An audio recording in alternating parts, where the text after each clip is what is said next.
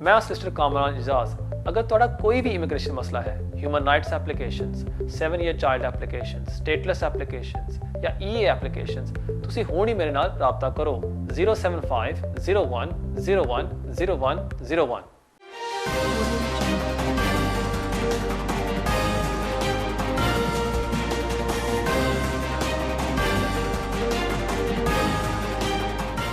बिस्मिल्लाहिर्रहमानिर्रहीम। अस्सलाम वालेकुम नाज़रीन, मैं हूं आपका मेज़बान कामरान इजाज़। इस शो में आपके लाइव फ़ोन कॉल्स लेता हूं। अगर आपका भी कोई इमिग्रेशन मसला है, आप भी फ़ोन करके इस प्रोग्राम में हिस्सा ले सकते हैं। प्रोग्राम का नंबर आपकी स्क्रीन के ऊपर अभी नीचे आ रहा है। उम्मीद है कि आपको ऐसी एडवाइस दी जाएगी जो आपके लिए फ़ायदेमंद साबित होगी। नाज़रीन, बेशुमार कॉलर्स वेट कर रहे हैं। बगैर कोई टाइम ज़ाया किए बढ़ते हैं हमारे पहले कॉल की तरफ। Hello, you're live on air. Hello. Hello, अस्सलाम वालेकुम। वालेकुम सलाम। जी कामरान साहब बात कर रहे हैं। जी फरमाइए। जी कामरान साहब, मेरे दो सवाल हैं, लेकिन इससे पहले मैं आपको कुछ इन्फॉर्मेशन देना चाहती हूँ अपने वीज़े के मुतालिक। ठीक है। मैं जो हूँ ना, वो टीयर 1 इंटर डिपेंडेंट हूँ अपने हस्बैंड की। ठीक है। और मेरे हस्बैंड का फरवरी में आईआर हो चुका है। ठीक है। तो लेकिन मैं डिपेंडेंट हूँ और मेरा वीज़ा एक्सपायर हो रहा है इस साल दिसंबर में। ठीक है। तो मैं इस कंट्री में रहते हुए मुझे ना हो जाएंगे 7.5 years, just 7 under and a half, 7.5। 7.5 साल हो जाएंगे। तो मुझे यानी कि जब मुझे पता ये है कि जब दिसंबर में मुझे ना वीज़ा अप्लाई करना पड़ेगा, जो कि FLRM है, जी 2.5 years का। ठीक है। तो मेरा सवाल आपसे ये है, पहला सवाल ये है कि फ्रॉम फरवरी से दिसंबर तक मेरा जो हस्बैंड का ILR हो गया है, क्या मेरा वीज़ा वैलिड है फरवरी से दिसंबर तक? क्योंकि मैं अभी भी उनकी डिपेंडेंसी में ही हूँ, टीयर 1 में। और दूसरा सवाल मेरा ये है कि मेरा जब ILR FLRM में 2.5 years हो जाएंगे, तो मुझे ये है कि मेरा 10 साल की बेस पे ILR हो जाएगा, या फिर मुझे और एक्स्ट्रा 2.5 करने पड़ेंगे, क्योंकि ये बहुत ज़्यादा कंफ्यूज कर रहे हैं मुझे चीज़ें। ठीक है, मैं समझ गया। बहुत शुक्रिया आपके कॉल का। देखिए, बेस्ट चीज़ यही होगी कि ओके, आपके हस्बैंड को इंडेफिनिट लीव टू रिमेन मिल गई है कि आप जल्द से जल्द स्विच कर लें to the spouse route, partner route पर आप स्विच कर लें और आप अपनी 18,600 रिक्वायरमेंट दिखा के, रिलेशनशिप रिक्वायरमेंट पूरी करके आप स्विच कर लें। जो दूसरा सवाल आपने मुझसे पूछा है कि आपको 5 साल दोबारा करने पड़ेंगे या आप 10 ईयर लॉफुल रेजिडेंस पर अप्लाई कर सकेंगी या नहीं, क्योंकि आपके अभी लीव है और आपकी लीव में कोई ब्रेक नहीं हुई। जब आपके 10 साल पूरे हो जाएंगे, आप अप्लाई कर सकती हैं अंडर 10 ईयर्स लॉफुल रेजिडेंस। लेकिन हमेशा की तरह मैं आप सबको यही एडवाइस करता हूँ, जब भी आप कोई लॉन्ग रेजिडेंस की एप्लीकेशन डालें under the 10 year lawful residence, best चीज़ ये है कि आप अपनी फ़ाइल होम ऑफिस से मंगा लें और उसमें चेक कर लें कि उसमें कोई ब्रेक हुई है या नहीं। लेकिन the main advice I will give you today is कि आप जल्द से जल्द स्विच कर लें टू द पार्टनर रूट। बहुत शुक्रिया आपके कॉल का और बढ़ते हैं हमारे अगले कॉल की तरफ। हेलो हेलो, यू लाइव होने। हेलो हेलो, अस्सलाम वालेकुम। जी फरमाइए। वालेकुम अस्सलाम जी, मैं मिसेस खान बोल रही हूँ। मैंने पूछना था आपसे, मुझे और मेरे बच्चों और मेरे हस्बैंड को 2.5 year की लीव मिली हुई है जो नेक्स्ट ईयर खत्म होगी। तो मैंने पूछना था कि नेक्स्ट ईयर जो मैं लीव के लिए नेक अपनाने के लिए मैं कार्ड भेजूंगी, तो उसके लिए मुझे कितनी फीस पे करनी पड़ेगी, करनी भी पड़ेगी कि नहीं करनी पड़ेगी, क्योंकि मुझे बेनिफिट मिलते हैं। ठीक है। सॉरी, आपको कौन से रूट पर वीज़ा मिला हुआ है? मुझे प्राइवेट लाइफ पे। प्राइवेट लाइफ पर 2.5 साल का वीज़ा। जी जी ठीक है। और आपका सवाल क्या था? ये बच्चों के लिए और अपने कार्ड नेम बनवाने के लिए मैंने नेक्स्ट ईयर देने हैं, तो फीस देनी पड़ेगी कि नहीं देनी पड़ेगी? अभी आपको बेनिफिट्स मिल रहे हैं सारे? हाँ, बेनिफिट मिल रहे हैं, हाउसिंग के लिए भी मिल रहे हैं, बच्चों के भी मिल रहे हैं, यूनिवर्सल क्रेडिट भी मिल रहा है। ठीक है, मैं समझ गया। बहुत शुक्रिया आपके कॉल का। जब भी आप कोई एप्लीकेशन सबमिट करते हैं, आपको होम ऑफिस की फ़ीस भरनी पड़ती है, जो है एट द मोमेंट £2,058। लेकिन कोरोना वायरस की वजह से काफ़ी लोग हैं जो अप्लाई कर रहे हैं आजकल फॉर अ फ़ी वेवर, और उनको फ़ीस एग्जेम्प्ट की जा रही है। इसलिए अगर कोई भी व्यूअर आज सोच रहा है एप्लीकेशन सबमिट करने के लिए, अगर आपके पास पैसे नहीं हैं, फिर मैं आपको ये एडवाइस करूँगा कि आप पहले फ़ी वेवर अप्लाई कर लें। इसकी जो रिक्वायरमेंट होती है ये है कि आपने साबित करना होता है कि आप अपने अखराजात पूरे नहीं कर सकते या आपके पास मुनासिब रिहाइश नहीं है। ये है जो डेफिनेशन डेस्टिट्यूशन की। आपको साबित करना होता है कि आप डेस्टिट्यूट हैं। लेकिन पिछले माह कोर्ट ने एक जजमेंट दी थी और उन्होंने कहा था कि जो होम ऑफिस की जो पॉलिसी है जो कहती है कि आपको डेस्टिट्यूट होना चाहिए, कि आपके पास रिहाइश नहीं होनी चाहिए या आप अपने अखराजात पूरे नहीं कर सकते, ये टेस्ट रॉन्ग है। और जो टेस्ट होना चाहिए वो है कि अगर आप फ़ीस को अफोर्ड कर सकते हैं या नहीं। सिंपल सा टेस्ट होना चाहिए। इसलिए फ़र्ज़ करें अगर आपके बैंक अकाउंट में अभी पैसे हैं 1000 पाउंड या 2000 पाउंड, और अगर आप ये पैसे खर्च कर देते हैं एप्लीकेशन के ऊपर और उसके बाद आपके पास कोई पैसे नहीं रहते, आप आर्ग्यू कर सकते हैं कि आपके पास पैसे नहीं है, आप इसको अफोर्ड नहीं कर सकते, और मुझे उम्मीद है कि होम ऑफिस आपको ग्रांट कर देगी फ़ी वेवर। इसलिए मेरी एडवाइस आप सबसे है कि अगर आप सोच रहे एप्लीकेशन सबमिट करने के लिए, make sure to go for the fee waiver. बहुत शुक्रिया आपके कॉल का, और बढ़ते हैं हमारे अगले कॉल की तरफ। Hello hello, your live on air. Hello Kamran भाई, अस्सलाम वालेकुम। वालेकुम सलाम। कामरान, मैंने 2011 में इधर साइलम क्लेम किया था। उससे पहले मैं ओवरस्टे था जी जी। और मुझे उन्होंने डिस्क्रिशनरी लीव दी थी प्राइवेट एंड फैमिली लाइफ के रूट पर। अभी 2018 में मुझे इंडेफिनिट दे दिया। अभी मार्च 2019 में मैंने सिटीजनशिप के लिए अप्लाई कर दिया। मेरे 4 बच्चे ब्रिटिश हैं। ठीक है। तो क्या गुड करेक्टर रिक्वायरमेंट के लिए अगर आप 10 साल पीछे जाएं तो मैं फरवरी 2011 में ओवरस्टे था, तो क्या वो मुझे सिटीजनशिप दे देंगे अभी भी? आपको असाइलम पर इंडेफिनिट मिला था? मुझे असाइलम पर डिस्क्रिशनरी लीव मिली थी 3 साल की, फिर 3 साल की एक्सटेंड हुई, मैं समझ गया। फिर इंडेफिनिट मिल गया 2018 में। ठीक है, मैं समझ गया। बहुत शुक्रिया आपके कॉल का।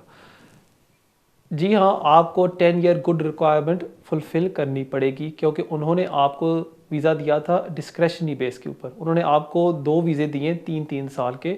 इसलिए जब आपने एप्लीकेशन सबमिट की थी उस दिन से वो 10 साल पीछे जाएंगे और वो चेक करेंगे कि आप उस टाइम पीरियड में ओवरस्टे थे या नहीं। और जो आपने मुझे बताया है कि इसमें लग रहा है कि गैप था, और मेरे ख्याल में अनफॉर्चुनेटली वो आपके एप्लीकेशन को रिफ्यूज़ कर देंगे।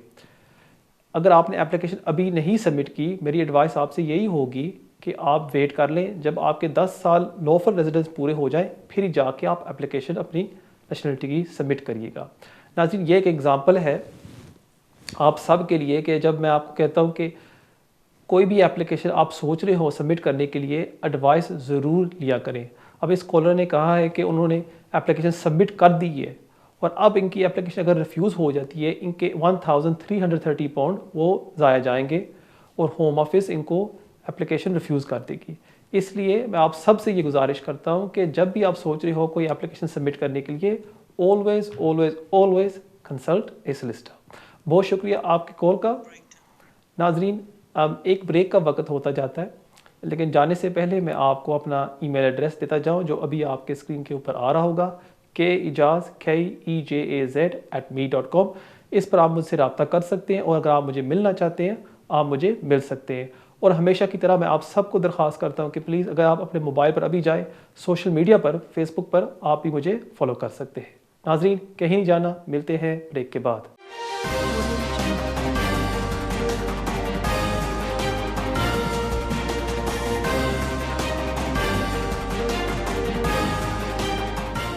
मैं सिस्टर कामरान इजाज। अगर तुहाडा कोई भी इमिग्रेशन मसला है, human rights applications, 7 year child applications, stateless applications या ईए एप्लीकेशंस, तुसी हुण ही मेरे नाल राब्ता करो 075 01 01 01 01।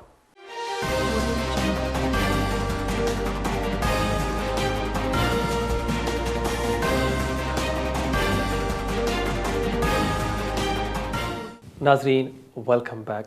बगैर कोई टाइम ज़ाया किए बढ़ते हैं हमारे अगले कॉल की तरफ। Hello hello, your live on air. Hello, sir. Good afternoon. Good afternoon. Hello, hi.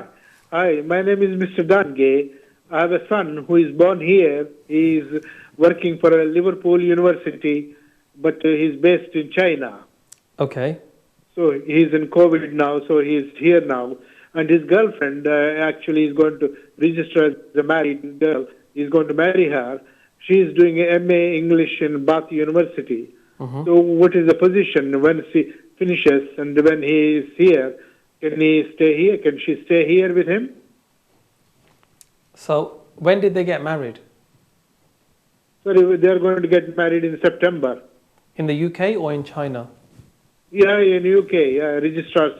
He is going to register. Okay, so once they get married, does he intend to go back to China? What's his plan? Well, he doesn't want to go, but he has got one more year to do in China, so he might go and do it and then come back. Right, I understand. Okay. Thank you very much for your But call. she's a Chinese citizen, by the way. Yeah, And but she's doing MA English in Bath University. Okay, and when does her visa expire? Do you know? Her visa expires end of this year, sometime in October, probably November. Okay, I got it. Thank you very much for your call. The best thing for your son and your future daughter-in-law would be is before the expiry of her visa, because she's on a student visa, if she applies to switch under the partner/spouse route, she should be able to get a further 2.5-year visa, and once she's completed 5 years on that, they will grant her indefinite leave to remain. Be sure to make sure that your son and your daughter-in-law meet the income requirement, which will be 18,600, and for that you will have to provide 6 months pay slips and 6 months bank statements. If all those requirements are fulfilled, I'm hopeful that they will grant your daughter-in-law a visa for a further 2.5 years. Thank you very much for your call. नाज़रीन, बढ़ते हैं हमारे अगले call की तरफ. Hello. Hello, you're live on air. Hello Hello, जी फरमाइए. Hello हाँ जी हाय कामरान भाई. क्या हाल है? माय क्वेश्चन इज दिस कि मैं 2017 मई में टायर 2 जनरल वीजा में इंडिया से यूके आई थी. ठीक है. और उसके बाद स्पॉन्सरशिप मिल गई टायर 2 जनरल, तो अब मैं डिपेंडेंट हूँ और वो टायर 2 जनरल वीजा पे हैं. तो मुझे ये पता करना था कि हमारा आईएलआर का कब से काउंट होता है. क्या हम 2017 से काउंट होते हैं या 2019 से होंगे? अब जब आपने स्विच किया था, आपने इन कंट्री किया था या आपने वापस जाके किया था? जब हमने स्विच किया था लास्ट ईयर, तो हमने वापस इंडिया गए थे और तब स्विच किया था. ठीक है. और आपका सवाल क्या है? मेरा सवाल यही है कि जैसे टायर 2 जनरल वीजा पर मैं आई थी 2017 में कंपनी स्पॉन्सरशिप से, और अब मेरे हस्बैंड ने स्पॉन्सरशिप ले ली थी लास्ट ईयर, तो हम लोग आईएलआर के लिए कब से एलिजिबल होते हैं? ठीक है, मैं समझ गया. बहुत शुक्रिया आपके कॉल का. आप अप्लाई करेंगे फ्रॉम 2019, जब आपने दोबारा अप्लाई किया और उससे आपका टाइम पीरियड शुरू होता है. पहले क्या होता था कि 2017 से पहले अगर आप अप्लाई करते थे, अगर आप विदिन 30 डेज यूके में एंटर हो जाते थे, आपके लीव में ब्रेक नहीं होती थी. लेकिन इसमें वो रूल्स उन्होंने चेंज कर दिए और it will start from the time when you entered last into the UK. बहुत शुक्रिया आपके कॉल का और बढ़ते हैं हमारे अगले कॉल की तरफ. Hello hello, you're live on air. Kamran भाई अस्सलाम वालेकुम. वालेकुम सलाम. कामरान भाई, मेरा एक गुड कैरेक्टर पे सवाल था. जी जी.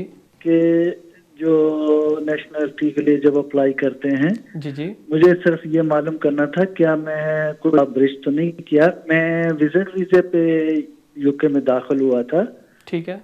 और तकरीबन 2-2.5 महीने तक मैं विजिट वीजे पे था. जी जी. तो विजिट वीजा मेरा 19 फरवरी को एक्सपायर होना था. ठीक है.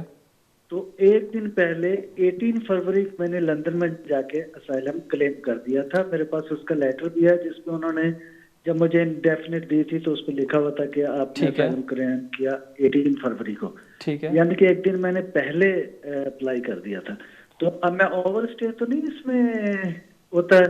और मेरी एप्लीकेशन जो है वो तकरीबन चली थी. 1 साल के बाद मेरा इंटरव्यू आया था और मुझे 5 साल का असाइलम ग्रांट हो गया था. ठीक है, मैं समझ गया. बस ये सवाल था मेरा. बहुत शुक्रिया आपके कॉल का. आपने मुझे बताया कि आपने asylum at the airport claim किया है और उसके बाद 1 साल बाद उन्होंने आपको ग्रांट कर दिया। अगर आप असाइलम एट एयरपोर्ट क्लेम करते हैं, फिर इसमें आपको कोई ब्रेक नहीं होती आपके लीव में, क्योंकि वो आपको टेम्प्रेरी एडमिशन देते हैं और वो कंटिन्यू होती है जब तक आपके असाइलम केस को वो डिसाइड नहीं करते। क्योंकि आपके असाइलम को उन्होंने ग्रांट कर दिया था, इसलिए आपके बैड कैरेक्टर में कोई ब्रेक नहीं है और आपका जो सारा पीरियड है यूके में वो है लॉफुल। इसलिए मेरे ख्याल में जब आप अप्लाई करेंगे नेशनलिटी के लिए, आपको कोई प्रॉब्लम नहीं आनी चाहिए और वो आपको, मुझे उम्मीद है, ग्रांट कर देंगे ब्रिटिश नेशनलिटी। बहुत शुक्रिया आपके कॉल का और बढ़ते हैं हमारे अगले कॉल की तरफ। Hello hello, you're live on air. Okay, please fire away with your question. अस्सलाम वालेकुम। वालेकुम सलाम। अमरान साहब, एक सवाल है मेरा, प्लीज। जी जी पूछो। जी, ओ मेरा एक बेटा ब्रिटिश है ते पांच बच्चे ने जड़े ना उन्हां कोल दूजा है 2.5 साल दा। ठीक है। ओ मनु उन्हां रिफ्यूज कर छड़िया। मेरा क्रिमिनल केस है कुदी वजह नाल ते मनु उन्हां अपील राइट दिता उन्हां ने, असां ने पेपर ते अपील कीती है। ठीक है। नहीं मैनू इहदे बारे पुछा ना, इहदे बारे के कुछ चांस होंदे मिलण दे या कोई भी के चक्कर है? Sorry। एक बेटा ब्रिटिश भी है। नहीं मैनू ए दसो कि सारे उन्हां सारे कोल पेपर हैं मेरे। जी जी सॉरी, मैनू ए दसो कि तुसी अप्लाई कीता है? जी पहला मेरे एप्लीकेंट मैं नहीं था, इकट्ठे अप्लाई किया सारे ने। ठीक है। ਤੁਹਾਡੇ ਕਿੰਨੇ ਬੱਚੇ ਬ੍ਰਿਟਿਸ਼ ਨੇ? ਪਹਿਲਾਂ ਉਹਨੂੰ ਪਾਸਪੋਰਟ ਮਿਲ ਗਿਆ, ਨੈਸ਼ਨੈਲਿਟੀ ਮਿਲ ਗਈ। ਤੁਹਾਡੇ ਕਿੰਨੇ ਬੱਚੇ ਨੇ? ਮੇਰੇ 5 ਬੱਚੇ ਨੇ। ਤੁਹਾਡੇ 5 ਬੱਚੇ ਨੇ, ਇੱਕ ਬੱਚੇ ਨੂੰ ਬ੍ਰਿਟਿਸ਼ ਨੈਸ਼ਨੈਲਿਟੀ ਮਿਲ ਗਈ ਹੋਈ ਹੈ ਜੀ। ਇੱਕ ਕੋਲ ਬ੍ਰਿਟਿਸ਼ ਨੈਸ਼ਨੈਲਿਟੀ ਹੈ ਤੇ 4 ਬੱਚਿਆਂ ਕੋਲ ਦੂਸਰਾ ਹੈ 2.5 ਸਾਲ ਦਾ ਤੇ ਵਾਈਫ ਕੋਲ ਵੀ। ठीक है। और उन्होंने की वजह दी है कि क्यों रिफ्यूज किया उन्होंने? उन्होंने कहा कि मेरा केस है 21 सेंटेंस है मेरा। कितने महीने की सजा हुई है? 21 मंथ की सेंटेंस हुई थी। कितने महीने की? 21 मंथ। 21 मंथ की। अच्छा ठीक है, मैं समझ गया। ਹੁਣ ਤੁਸੀਂ ਅਪੀਲ ਪਾਤੀ ਹੈ? जी अपील पा दी, पेपर अपनी पाई है अपील ਦੇ ਨਾਲ ਬੱਚਿਆਂ ਨੇ ਸਾਰੇ ਡਾਕੂਮੈਂਟ ਲਗਾਏ ਤੇ क्या ਇਹਦੇ ਵਿੱਚ ਚਾਂਸ ਹੁੰਦੇ ਨਹੀਂ ਜਾਂ ਕੀ ਕਰਨਗੇ ਉਹ ਕਿਹਦੇ ਇਹਦਾ ਪੁੱਛਣਾ ਚਾਹना प्लीज। ठीक है, मैं समझ गया। बहुत शुक्रिया आपके कॉल का। देखिए, अगर आपका ब्रिटिश चाइल्ड हो, वैसे तो होता है कि आपके बहुत अच्छे चांसेस होते हैं कि आपको वो वीज़ा ग्रांट कर दें, लेकिन आपने मुझे अभी बताया है कि आपकी कन्विक्शन थी जिसमें आपको 21 मंथ्स की सज़ा दी गई थी। इसमें थोड़ी सी कॉम्प्लिकेशन आती है, क्योंकि अगर आपको सज़ा हो 4 साल से ज़्यादा, आपको वो इनडेफिनेटली हमेशा के लिए वो एप्लीकेशन रिफ्यूज़ कर देते हैं आपके वीज़े का, unless they are exceptional circumstances. लेकिन आपकी सज़ा है 4 साल से कम, फिर जो लॉ ये कहता है कि अगर आपकी सज़ा 4 साल से कम हो, फिर जब तक 10 साल नहीं गुजरते आपके एप्लीकेशन को वो रिफ्यूज़ कर देंगे। लेकिन अगर कोई कंपेलिंग या एक्सेप्शनल सर्कमस्टांसेस हैं, फिर उसको वो कंसिडर करते हैं और हो सकता है कि कोर्ट आपको वीज़ा ग्रांट कर दे। और आपके केस में एक अच्छी चीज़ ये है कि आपका जो एक बेटा है वो ब्रिटिश है। बेस्ट चीज़ ये होगी कि आप कोई अच्छे सॉलिसिटर को कंसल्ट कर लें और सही तरह इस अपील को तैयार करें और फिर ही जाके इसमें कोई बात बन सकती है। क्योंकि अगर एक दफ़ा आपकी एप्लीकेशन या अपील रिफ्यूज़ हो जाती है, दोबारा आपको अपील राइट मिलना बहुत मुश्किल होगा। और अगर मिल भी जाता है, हमेशा वो पिछले जज का हवाला देंगे कि नहीं, पिछले जज ने ये कहा था कि मुनासिब है, ये वापस जा सकते हैं क्योंकि इनको सज़ा हुई है और दूसरे बच्चे ब्रिटिश नहीं हैं। हम समझते हैं जो आप एप्लीकेंट हैं, आप वापस जाके रह सकते हैं पाकिस्तान में।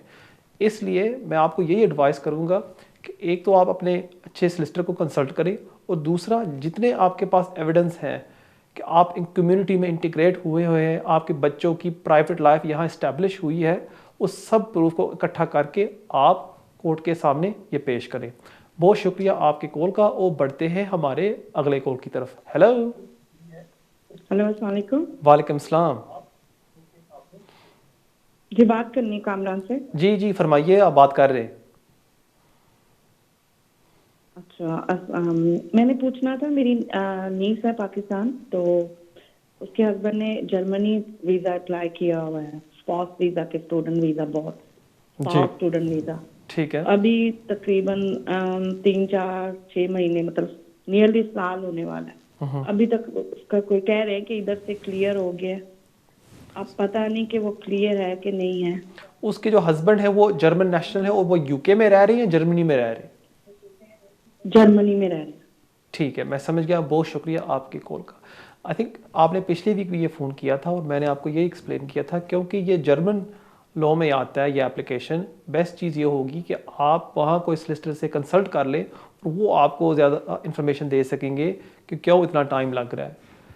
अगर आपके जो है नीस के हस्बैंड अगर वो एक्टिविटी राइट्स एक्सरसाइज कर रहे हैं यूके में और यहाँ से वो एप्लीकेशन सबमिट करते हैं, फिर वो एक और बात होती है और वो आता है अंडर यूके इमिग्रेशन लॉ, और वो applications with in 3 to 4 months में वो आपको जवाब दे देते हैं। उम्मीद है आपको आपके सवाल का जवाब मिल गया होगा और बढ़ते हैं हमारे अगले कॉल की तरफ। Hello hello, you're live on air. Hello sir. Hello, you're live on air. Okay sir. Sir मैं एक क्वेश्चन है मेरा, जैसे कि हमारा सिटीजन यूरोपियन सिटीजन ना जी जी, और ये हमको डेफिनेट भी लेनी पड़ेगी पहले। ऐसा ही मेरे पास अपना परमानेंट रेजिडेंस कार्ड है यूके का, मुझे 11 साल हो गए इधर। ठीक है। ਤੁਹਾਡੇ ਕੋਲ ਕਿਹੜੀ ਕੰਟਰੀ ਦਾ ਤੁਹਾਡੇ ਕੋਲ ਕਿਹੜੇ ਕੰਟਰੀ ਦਾ ਪਾਸਪੋਰਟ? फ्रांस का आया। फ्रांस ਦਾ ਪਾਸਪੋਰਟ ਹੈ ਤੁਹਾਡੇ ਕੋਲ ਔਰ ਤੁਹਾਨੂੰ ਇਨਡੈਫਿਨਿਟ ਮਿਲ ਗਿਆ ਹੋਇਆ ਹੈ? नहीं, डेफिनेट नहीं मिला सर, मेरे पास तो रेजिडेंस कार्ड है यहाँ का। ठीक है, और ठीक है, मैं समझ गया। और आपका सवाल क्या है? मेरा सवाल यही है कि जे मैंने ब्रिटिश सिटीजन पासपोर्ट लेना हो यूके का, जी जी, मुझे डेफिनेट भी लेनी पड़ेगी पहले या डायरेक्ट अप्लाई कर सकते हैं अपनी सिटीजन के लिए? ठीक है, मैं समझ गया। बहुत शुक्रिया आपके कॉल का। पहले क्या होता था कि जब आप यहाँ यूरोपियन सिटीजन होते थे और आपके यहाँ 5 साल पूरे हो जाते थे, चाहे आपने अप्लाई नहीं किया था इनडेफिनेट के लिए, आप डायरेक्टली अप्लाई कर सकते थे फॉर ब्रिटिश नेशनलिटी। लेकिन चंद साल पहले होम ऑफिस ने लॉ चेंज कर दिया था और आपको एज ए यूरोपियन नेशनल पहले अप्लाई करना होता है इनडेफिनेट के लिए। जब वो ग्रांट हो जाए फिर आप अप्लाई कर सकते हैं फॉर ब्रिटिश नेशनलिटी। इसलिए आपकी केस में मैं आपको यही एडवाइस करूंगा कि पहले आप अप्लाई कर लें इनडेफिनेट के लिए। जैसे ही वो मिल जाए फिर आप फौरी तौर पर अप्लाई कर सकती हैं फॉर ब्रिटिश नेशनलिटी। बहुत शुक्रिया आपके कॉल का और बढ़ते हैं हमारे अगले कॉल की तरफ। Hello hello, you're live on air.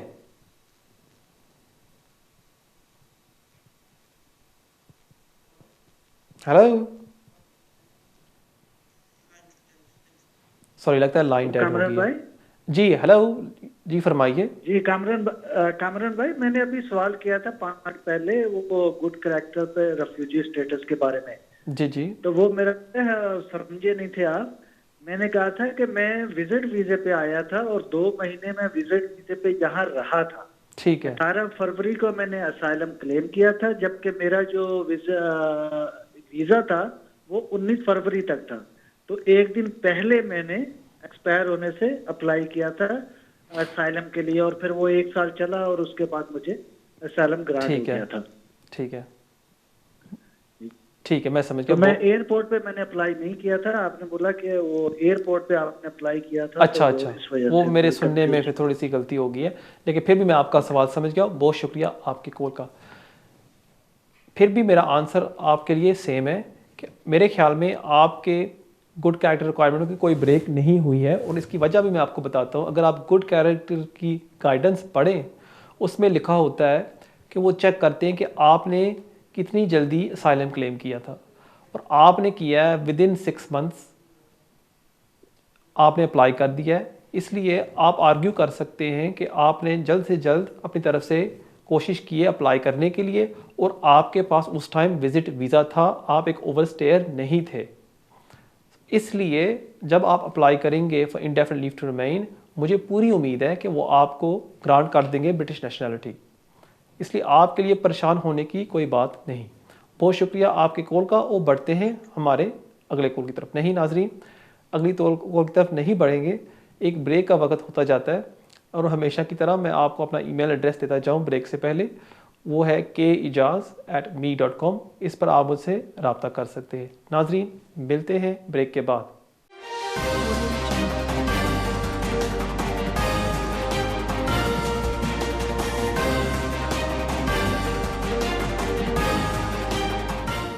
मैं सोलिसिटर कामरान एजाज।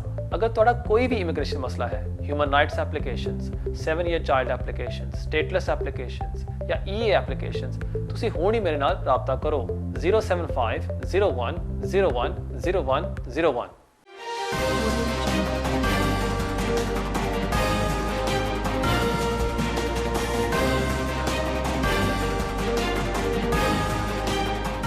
नाजरीन वेलकम बैक। बगैर कोई टाइम ज़ाया किए बढ़ते हैं हमारे अगले कॉल की तरफ। Hello hello, you're live on air. Hello जी फरमाइए। सत श्री अकाल भाजी। सत श्री अकाल। मेरे को पुर्तगालिटी है और मेरे को भी और मेरे बच्चों को भी इंडेफिनेट लीव टू रिमेन है ना। ठीक है। हाँ जी, और मेरी वाइफ ने अप्लाई किया होया, अजे जवाब नहीं आया कोई। इन्ना जिद्दां 1 साल हो गया बच्चों ਨੂੰ इंडेफिनेट ਦਾ। जी जी। ਉਸ ਤੋਂ ਬਾਅਦ ਹੁਣ ਅਸੀਂ ਨੈਸ਼ਨਲ ਅਪਲਾਈ ਕਰ ਸਕਦੇ ਹਾਂ ਜਾਂ ਕੋਈ ਹੋਰ ਚੀਜ਼ ਦੀ ਵੇਟ ਕਰਨੀ ਪਏਗੀ? ਭਾਜੀ ਤੁਹਾਡੇ ਕੋਲ ਪਾਸਪੋਰਟ ਕਿਹੜਾ ਹੈ? ਪੁਰਤਗਾਲ। ਪੁਰਤਗੀਜ਼। ਉਹ ਠੀਕ ਹੈ। ਉਹ ਬੱਚੇ ਕਿਦੋਂ ਆਏ ਸਨ? UK ਐਂਟਰ ਕਿਦੋਂ ਹੋਏ ਨੇ? ਇਹਨਾਂ ਨੂੰ 6 ਸਾਲ ਹੋ ਗਏ ਨੇ। 6 ਸਾਲ ਹੋ ਗਏ। ਉਹ ਬੱਚਿਆਂ ਦੀ ਉਮਰ ਕਿੰਨੀ ਹੈ? ਇੱਕ ਦੀ 11 ਸਾਲ ਹੈ, ਇੱਕ ਦੀ 9 ਸਾਲ ਹੈ। ਇੱਕ ਦੀ 9 ਸਾਲ ਹੈ। ਠੀਕ ਹੋ ਗਿਆ। ਔਰ ਵਾਈਫ ਦਾ ਤੁਸੀਂ ਕੀ ਪਾਏ ਐਪਲੀਕੇਸ਼ਨ? ਉਹਨਾਂ ਦੇ ਇੰਡੈਫੀਨਿਟ ਲਈ ਉਹਨਾਂ ਦੇ ਕੋਲ ਵੀ 5 ਸਾਲ ਦਾ ਕਾਰਡ ਹੈਗਾ, ਥੋੜਾ ਵੈਲਿਡ ਹੈ ਅਜੇ ਰੈਜ਼ੀਡੈਂਸ ਕਾਰਡ, ਲੇਕਿਨ ਉਹ ਇੰਡੈਫੀਨਿਟ ਉਹਨਾਂ ਦੀ ਇੰਡੈਫੀਨਿਟ ਸੈਟਲਮੈਂਟ ਲਈ ਪਾਈ ਆ, ਉਹ ਜਵਾਬ ਨਹੀਂ ਆਇਆ ਅਜੇ। ਠੀਕ ਹੈ। ਔਰ ਬੱਚੇ ਪੈਦਾ ਹੋਏ ਸਨ ਪੁਰਤਗਾਲ ਦੇ ਵਿੱਚ, ਸਹੀ ਹੈ? ਨਹੀਂ ਨਹੀਂ, ਇੰਡੀਆ 'ਚ। ਇੰਡੀਆ ਵਿੱਚ ਪੈਦਾ ਹੋਏ ਪਾਸਪੋਰਟ ਨੇ ਸਾਰਿਆਂ ਕੋਲ। ਹਾਂਜੀ ਠੀਕ ਹੈ, ਮੈਂ ਸਮਝ ਗਿਆ। ਬਹੁਤ ਸ਼ੁਕਰੀਆ ਤੁਹਾਡੇ ਕੋਲ ਦਾ। ਬੈਸਟ ਚੀਜ਼ ਕੀ ਹੋਏਗੀ ਕਿ ਜਦੋਂ ਤੁਹਾਡੀ ਵਾਈਫ ਨੂੰ ਮਿਲ ਜਾਵੇ ਇਨਡੈਫੀਨਿਟ, ਫਿਰ ਤੁਸੀਂ ਪਾਓ ਐਪਲੀਕੇਸ਼ਨ ਤੁਹਾਡੀ ਵਾਈਫ ਦੀ ਔਰ 2 ਬੱਚਿਆਂ ਦੀ ਸਾਥ ਨੈਸ਼ਨੈਲਿਟੀ ਵਾਸਤੇ। ਕਿਉਂਕਿ ਅਗਰ ਤੁਸੀਂ ਹੁਣ ਪਾਓਗੇ ਨਾ ਬੱਚਿਆਂ ਦੀ ਐਪਲੀਕੇਸ਼ਨ ਨੈਸ਼ਨੈਲਿਟੀ ਦੀ, ਹੋਮ ਆਫਿਸ ਉਹਨੂੰ ਡਿਸਾਈਡ ਕਰਦੀ ਹੈ ਸੈਕਸ਼ਨ 3(1) ਤੇ, ਜੋ ਆਉਂਦਾ ਹੈ ਡਿਸਕ੍ਰੈਸ਼ਨ ਤੇ। ਔਰ ਹੁੰਦਾ ਕਿ ਇਹ ਉਹ ਜਾਣਬੁੱਝ ਕੇ ਰਿਫਿਊਜ਼ ਕਰ ਦਿੰਦੇ ਨੇ ਇਸ ਬੇਸ ਤੇ ਕਿ ਠੀਕ ਹੈ ਅਸੀਂ ਮੰਨਦੇ ਹਾਂ ਕਿ ਤੁਹਾਡੇ ਕੋਲ ਤੇ ਹੈ ਬ੍ਰਿਟਿਸ਼ ਨੈਸ਼ਨੈਲਿਟੀ, ਔਰ ਲੇਕਿਨ ਮਦਰ ਕੋਲ ਹੈ ਅਜੇ ਬ੍ਰਿਟਿਸ਼ ਨੈਸ਼ਨੈਲਿਟੀ ਨਹੀਂ, ਔਰ ਬੱਚੇ ਵੀ ਅਜੇ ਬ੍ਰਿਟਿਸ਼ ਨਹੀਂ ਨੇ। ਇਸ ਵਾਸਤੇ ਉਹ ਮਦਰ ਨਾਲ ਜਾ ਕੇ ਰਹਿ ਸਕਦੇ ਨੇ ਪੁਰਤਗਾਲ ਜਾਂ ਇੰਡੀਆ, ਔਰ ਉਹ ਰਿਫਿਊਜ਼ ਕਰ ਦੇਣਗੇ। ਇਸ ਵਾਸਤੇ ਤੁਹਾਨੂੰ ਮੈਂ ਇਹ ਸਲਾਹ ਦਾਂਗਾ ਕਿ ਜਦੋਂ ਤੁਸੀਂ ਪਾਓ ਨੈਸ਼ਨੈਲਿਟੀ ਐਪਲੀਕੇਸ਼ਨ ਵਾਈਫ ਦੀ, ਉਹਦੇ ਨਾਲ ਤੁਸੀਂ ਪਾਣਾ ਬੱਚਿਆਂ ਦੀ, ਔਰ ਮੈਨੂੰ ਉਮੀਦ ਹੈ ਕਿ ਉਹ ਤਿੰਨਾਂ ਨੂੰ ਨੈਸ਼ਨੈਲਿਟੀ ਦੇ ਦੇਣਗੇ। ਬਹੁਤ ਸ਼ੁਕਰੀਆ ਤੁਹਾਡੇ ਕੋਲ ਦਾ। ਉਹ बढ़ते ਆ ਸਾਡੇ ਅਗਲੇ ਕੋਲ ਤਰਫ। ਹੈਲੋ रुक जा। Hello, you live on A. Alright. Hello. Hello. Hello, you're live on air. Okay. Hello. Oh, Assalamu alaikum, Kamran bhai. Yeah, speaking. Hello. जी फरमाइए। Can you hear me? I can, loud and clear. If you can just put the TV volume down, Right. that would be great. Kamran bhai, Assalamu alaikum. वालेकुम सलाम। Right. तो जनाब मेरा जो visa है, जी जी।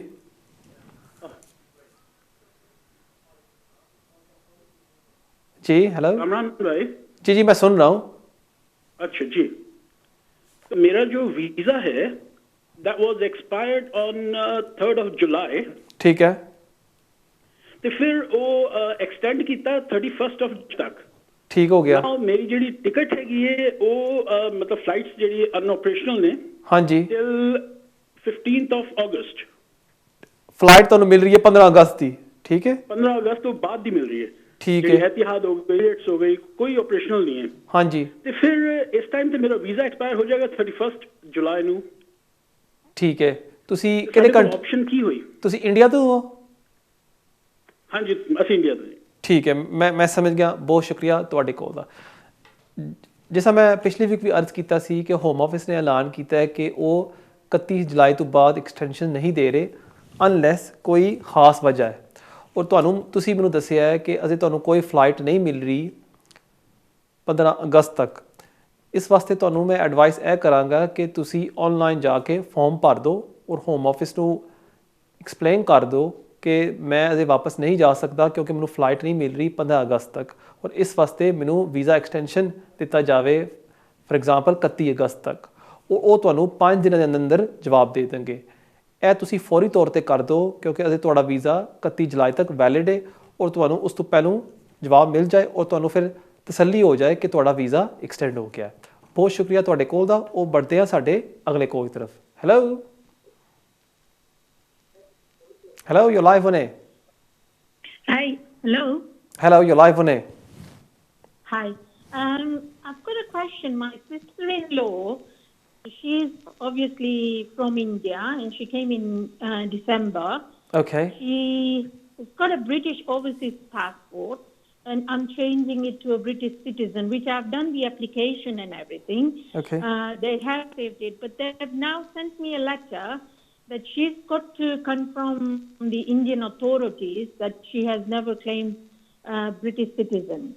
I have tried doing that, but unfortunately, due to COVID-19, the embassies are closed now here in UK. Right. I have asked for extra time for me to submit that. Okay. But I provided them with all the documents where she's got all the visas and the passports where she's had it from the beginning as a British overseas citizen. Right. I don't know how to go about this because obviously they have written to me that if I don't provide that document, the written confirmation, they will reject the application and obviously I'll lose the money.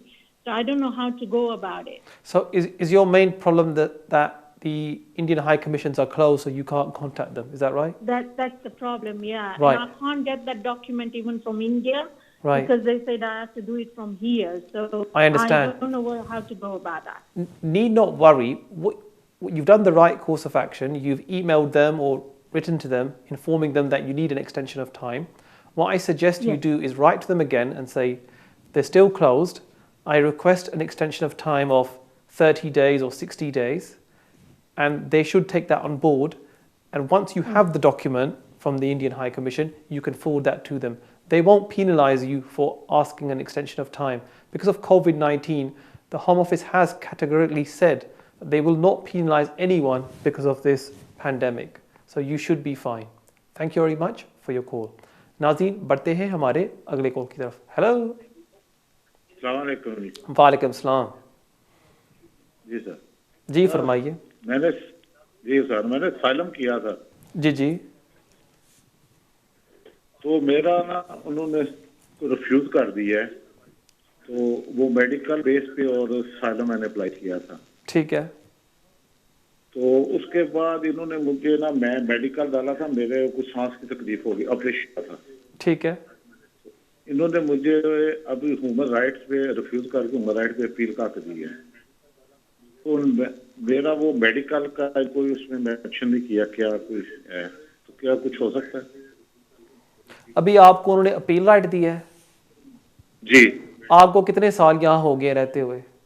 मुझे 12 साल हो गए यहाँ पे. अकेले रह रहे हैं या फैमिली के साथ कोई है, वाइफ? नहीं, मैं अकेला रह रहा हूँ. ठीक है. और आपकी मेडिकल कंडीशंस क्या हैं? मेडिकल ये है कि मुझे सांस की तकलीफ है. मैं रात को ऑक्सीजन मशीन यूज करता हूँ. वो मुझे ना किंग कॉलेज वालों ने दी है. ठीक है. उसके बगैर मैं अगर ट्रैवल करूं तो मैं बस में, ट्रेन में सो जाता हूँ. ठीक है. दिमाग में ऑक्सीजन, मुझे एक डॉक्टर ने बताया था कि वो ऑक्सीजन जाती है दिमाग में. जी. वो वेन्स कार्ड दी है. ठीक है. प्रॉपर ऑक्सीजन दिमाग में नहीं जाती. ठीक है. और आपने अपील दर्ज कर दी है अभी या नहीं? जी मैं कर दी है. ठीक है, मैं समझ गया. बहुत शुक्रिया आपके कॉल का. चलो, ये तो अच्छी न्यूज़ है कि उन्होंने आपको अपील राइट दिया है. मेरी आपसे यही एडवाइस होगी, क्योंकि उन्होंने आपको ह्यूमन राइट्स एप्लीकेशन रिफ्यूज़ किया था और ह्यूमन राइट्स पर उन्होंने अपील राइट दिया है, उसके साथ साथ आप भी अपने मेडिकल ग्राउंड्स भी साथ लगा दें और उस पर भी आप अपनी अपील फाइट करें. इसलिए आप अपने मेडिकल जो आपके डॉक्यूमेंट्स हैं, अपॉइंटमेंट लेटर्स, कंसल्टेंट के लेटर्स, रिपोर्ट्स, जीपी लेटर वगैरह, वो सब साथ लगा के आप अपना अपील का बंडल तैयार करें और अपने सॉलिसिटर या बैरिस्टर को कहें कि इस ग्राउंड के ऊपर भी आपका अपील लड़ा जाए. और मुझे उम्मीद है कि आपको वो वीज़ा ग्रांट कर देंगे. और इसकी वजह मैं भी आपको ये बताता हूँ कि 2-3 माह पहले कोर्ट्स ने जजमेंट पास की थी. उन्होंने कहा था कि जो टेस्ट होम ऑफिस इस्तेमाल कर रहा है फॉर मेडिकल केसेस वो गलत है. और उन्होंने कहा था कि जो सही टेस्ट है वो है पापाशविली, द केस ऑफ पापाशविली. उसमें उन्होंने ये कहा है कि अगर फ़र्ज़ करे किसी के पास कोई मेडिकल कंडीशन है, ये नहीं है कि अगर उसको वापस भेजा जाएगा सर्टेनिटी है कि उसकी वहाँ डेथ हो जाएगी. ये टेस्ट नहीं है. अगर कोई बंदा अपने होम कंट्री को वापस भेजा जाता है और उसके पास कोई मेडिकल कंडीशन या इशू है और वो कंडीशन वर्स हो जाती है, फिर उसको वीज़ा मिलना चाहिए अंडर मेडिकल ग्राउंड्स, अगर उसका इलाज सही तरह उसके होम कंट्री में नहीं हो सकता। इसलिए मेरी एडवाइस आपसे ये होगी कि दोनों तरफ से आप इस अपील को फ़ाइट करें। एक तरफ ह्यूमन राइट्स एंगल कि आपके 12 साल यहाँ हो गए और आपके टाइज़ यहाँ हैं यूके में, और दूसरा कि आपकी जो मेडिकल कंडीशन है इसका सही तरह इलाज नहीं हो सकता पाकिस्तान में। बहुत शुक्रिया आपके कॉल का, और बढ़ते हैं हमारे अगले कॉल की तरफ। Hello hello, you're live on है।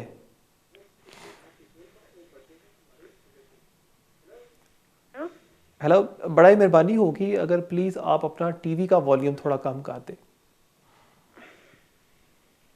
हेलो हेलो जी, फरमाइए। Hello, you hear me? I can, loud and clear. Okay. ਸਤਿ ਸ਼੍ਰੀ ਅਕਾਲ। ਮੈਂ ਤੁਹਾਨੂੰ ਪੁੱਛਣਾ ਸੀ, ਜੀ। ਮੈਂ ਇੰਡੀਆ ਗਿਆ ਸੀ, ਮੈਂ ਆਪਣੇ ਹਸਬੰਡ ਨੂੰ ਇੱਥੇ ਸੱਦਣਾ ਸੀਗਾ, ਰਾਈਟ। ਮੈਂ ਪਿਛਲੇ ਸਾਲ ਜੂਨ ਦੇ ਵਿੱਚ ਪੇਪਰ ਲਾਏ ਸੀ, ਮੈਨੂੰ ਰਿਫਿਊਜ਼ ਹੋ ਗਿਆ। ਹਾਂਜੀ। ਨੰਬਰ ਦੇ ਵਿੱਚ ਮੈਨੂੰ ਪਤਾ ਲੱਗਾ, ਫਿਰ ਮੈਂ ਅਪੀਲ ਲਾਤੀ। ਅਪੀਲ ਦੀ ਮੈਨੂੰ ਆਈ ਸੀਗੀ ਡੇਟ 7th of May। ਹਾਂਜੀ। ਉਸ ਤੋਂ ਬਾਅਦ ਮੇਰਾ ਪੋਸਟਪੋਨ ਹੋ ਗਿਆ। ਮੈਨੂੰ 2 ਜੂਨ ਦੇ ਵਿੱਚ ਮੈਂ ਪੇਪਰ ਸਬਮਿਟ ਕੀਤੇ ਆਨਲਾਈਨ ਮੇਰੇ ਸਲਿਸਟਰ ਨੇ। ਹਾਂਜੀ। ਅੱਜ 39 ਡੇਜ਼ ਹੋ ਗਏ, ਮੈਨੂੰ ਕੁਛ ਨਹੀਂ ਆਇਆ, ਕੋਈ ਫੋਨ ਨਹੀਂ ਆਇਆ, ਕੁਛ ਨਹੀਂ ਆਇਆ। ਮੈਂ ਆਪਣੀ ਸਿਸਟਰ ਨੂੰ ਪੁੱਛਿਆ, ਉਹ ਹਜੇ ਜਨਵਰੀ ਤੱਕ ਵੀ ਹੋ ਸਕਦਾ, ਹਜੇ ਸਾਨੂੰ ਕੁਛ ਨਹੀਂ ਪਤਾ। ਹਾਂਜੀ, ਠੀਕ ਹੈ। ਔਰ ਮੈਨੂੰ ਪੁੱਛਣਾ ਚਾਹੁੰਦੀ ਕਿੰਨਾ ਟਾਈਮ ਲੱਗੂਗਾ, ਹੋਰ ਮੈਂ ਕੀ ਕਰ ਸਕਦੀ ਆ? ਜਦੋਂ ਤੁਸੀਂ ਆਪਣੇ ਡਾਕੂਮੈਂਟਸ ਜਮ੍ਹਾਂ ਕੀਤੇ ਨੇ, ਉਸ ਤੋਂ ਬਾਅਦ ਹੋਮ ਆਫਿਸ ਨੇ ਆਪਣਾ ਕੋਈ ਡਾਕੂਮੈਂਟ ਜਮ੍ਹਾਂ ਕੀਤਾ ਹੈ ਜਾਂ ਕੋਈ ਜਵਾਬ ਦਿੱਤਾ ਹੈ ਜਾਂ ਨਹੀਂ? ਨਹੀਂ, ਕੁਛ ਨਹੀਂ ਮੈਨੂੰ ਆਇਆ, ਕੋਈ ਲੈਟਰ ਨਹੀਂ ਆਇਆ, ਕੋਈ ਈਮੇਲ ਨਹੀਂ ਆਈ। ਠੀਕ ਹੈ। ਔਰ ਤੁਹਾਡੇ ਸਲਿਸਟਰ ਆਨਲਾਈਨ ਚੈੱਕ ਕੀਤਾ ਹੈ ਮਾਈ HMCTS ਵੈਬਸਾਈਟ ਤੇ ਕਿ ਕਿੱਥੇ ਤੱਕ ਅਪੀਲ ਪਹੁੰਚੀ ਹੈ ਜਾਂ ਕੁਝ? ਮੈਂ ਫੋਨ ਕੀਤਾ ਸੀ ਆਪਣੇ ਸਿਸਟਰ ਨੂੰ, ਮੈਂ ਪੁੱਛਿਆ ਸੀ, ਉਹ ਮੈਨੂੰ ਕਹਿੰਦੀ ਅਸੀਂ ਪਤਾ ਕਰਦੇ ਆ, ਉਹ ਕਹਿੰਦੇ ਆ ਵੇਟ ਕਰੋ, ਅਸੀਂ ਹੀਅਰਿੰਗ ਦੀ ਡੇਟ ਦੇਣੀ ਆ, ਬਟ ਮੈਨੂੰ ਪਤਾ ਨਹੀਂ। ਠੀਕ ਹੈ। ਮੈਨੂੰ ਕੁਛ ਨਹੀਂ ਆਇਆ ਜਿੱਦਾਂ, ਕੋਈ ਈਮੇਲ ਨਹੀਂ ਆਈ ਕਿ ਅਸੀਂ ਤੈਨੂੰ ਇਦਾਂ ਕਰਨਾ। ਜਦੋਂ ਰਿਫਿਊਜ਼ ਹੋਇਆ ਸੀ, ਮੈਨੂੰ ਈਮੇਲ ਆਈ ਸੀ ਕਿ ਤੁਹਾਡਾ ਵੀਜ਼ਾ ਰਿਫਿਊਜ਼ ਹੋ ਗਿਆ ਸੀ। ਤਾਂ ਮੁੜ ਕੇ ਮੈਨੂੰ ਉਸ ਤੋਂ ਬਾਅਦ ਜਦੋਂ ਮੈਂ ਤੁਸੀਂ ਆਪਣੀ ਅਪੀਲ ਦੇ ਵਿੱਚ ਪੇਪਰ ਵਰਕ ਸਬਮਿਟ ਕੀਤੇ ਆਨਲਾइन, तो उस तो बाद मैंने कुछ नहीं पता लगा। ठीक है, मैं समझ गया। बहुत शुक्रिया ਤੁਹਾਡੇ ਕੋਲ ਦਾ। देखें, अभी आप वेट कर रहे हेयरिंग का। अभी वो पिछले माह कोर्ट्स ने अनाउंस किया था कि अभी वो दोबारा शुरू कर रहे हैं face to face hearings at various courts. कोई हेयरिंग्स चल रही हैं ऑनलाइन और कोई हेयरिंग्स वो कर रहे हैं अब at the courts. Taylor House में उन्होंने शुरू कर दी हैं हेयरिंग्स, और बर्मिंघम में भी उन्होंने शुरू कर दी हैं हेयरिंग्स इन पर्सन। अब जो यहाँ आपकी बात है कि आपने डॉक्यूमेंट सबमिट कर दिए थे और उसके बाद आप वेट कर रही हैं हेयरिंग डेट का, आप ये कर सकती हैं कि आप अपने सलिस्टर को कहें कि आपके कोई कंपेलिंग सर्कमस्टांसेस हैं कि आपको एंग्जाइटी हो रही है, टेंशन हो रही है, और उस वजह से आपकी अपील डेट को आगे लेके आया जाए, और मुझे उम्मीद है कि वो आपको जल्दी से डेट दे देंगे। अब बहुत शुक्रिया आपके कॉल का, और बढ़ते हैं हमारे अगले कॉल की तरफ। Hello hello, you're live on air. Hello hello. Hello. जी फरमाइए। Good evening sir. Good evening. Yeah good evening sir. A very good evening to you. जी फरमाइए। Good evening sir. हेलो। मेरा क्वेश्चन ये है सर, यहाँ मैं सीनियर सिटीजन हूँ और मुझे शादी करना है। जी लेडी हॉलीडे के लिए लंदन आई है, उसके साथ शादी हो सकती है कि नहीं हो सकती है? ठीक। आपकी एज कितनी है? मेरा एज है 65। ठीक है। और जो आपकी जो है पार्टनर, वो कौन से वीज़ा पर आई है यहाँ? यहाँ हॉलीडे के लिए आई। Visit visa. उसका वीज़ा भी एक्सपायर हो गया या नहीं? नहीं हुआ है। ठीक है, ठीक है, मैं समझ गया। बहुत शुक्रिया आपके कॉल का। फर्स्टली कॉन्ग्रेचुलेशन कि आप शादी करना चाहते हैं। इसके लिए आप अप्लाई कर सकते हैं अंडर स्पाउस रूट, और आपकी जो वाइफ है वो इन कंट्री एप्लीकेशन सबमिट कर सकती हैं, क्योंकि होम ऑफिस ने ऐलान किया था मार्च में कि जो एप्लीकेशन आपको अप्लाई करने पड़ते थे फ्रॉम इंडिया या पाकिस्तान, एंट्री क्लेम्स लेनी पड़ती थी, वो आप एप्लीकेशन इन कंट्री कर सकते हैं। लेकिन इसमें एक प्रॉब्लम ये आ सकती है कि एप्लीकेशन तो आप सबमिट कर देंगे यहाँ और वो वैलिड होगी, होम ऑफिस उसको रिफ्यूज़ कर देगी शायद, कि अगर वो कहेंगे कि इसमें कोई इनसरमाउंटेबल ऑब्स्टिकल्स नहीं है। इसलिए अगर आप सोच रहे हैं कोई एप्लीकेशन सबमिट करने के लिए आपकी वाइफ के लिए, आप अपने को सॉलिसिटर को कंसल्ट करके फिर ये कदम उठाएं। बहुत शुक्रिया आपके कॉल का। नाजरीन, ये था हमारा लास्ट कॉल फॉर टुडे। उम्मीद है आपको ये प्रोग्राम पसंद आया होगा, और हमेशा की तरह मैं आप सब से दरख्वास्त करता हूँ कि प्लीज़ इस प्रोग्राम को शेयर करें और लाइक करें सोशल मीडिया के ऊपर, कि जितने ज़्यादा से ज़्यादा लोगों को इससे फ़ायदा हो। नाजरीन, मुझे इजाज़त दें। इंशाअल्लाह ताला हमारी मुलाकात होगी अगले हफ्ते इसी टाइम, सिर्फ़ और सिर्फ वीनस टीवी पर। अस्सलामु अलैकुम।